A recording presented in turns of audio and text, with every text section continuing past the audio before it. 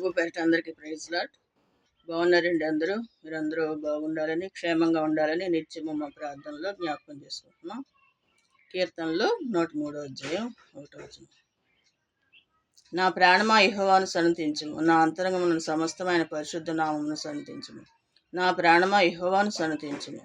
ఆయన సన్నతించడం, స్తుతించడం ఎందుకంటే ఆయన మన ప్రాణం సమాధిలోనికి పోకుండా ఆయన విమోచించుచున్నాడు. ఎందుకంటే కరుణా కటాక్షాలు మనకు చూపిస్తున్నాడు.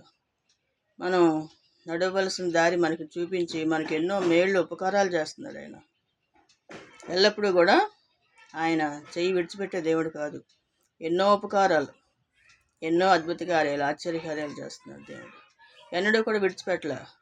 నిన్ను నా చేతిలో చెక్కుకున్నాను అంటున్నాడు. నిన్ను మర్చిపోజాలని అంటున్నాడు. ప్రతి వ్యక్తి పట్ల దేవుడు ప్రేమ చూపిస్తున్నాడు. ఆయన ప్రేమ కనికరం అంతా చూపించి ఎంతగానో ఆశీర్వదిస్తున్నాడు. కాబట్టి మనం ఆయన్ని స్తుతించాలి, గనపరచాలి, ఆయన నామాన్ని పొగడాలి.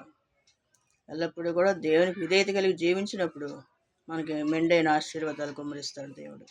దేవునికే మహిమ కలుగును గాక. దేవుని కృప మీ అందరికీ తోడుగా ఉండును గాక. ఆమేన్.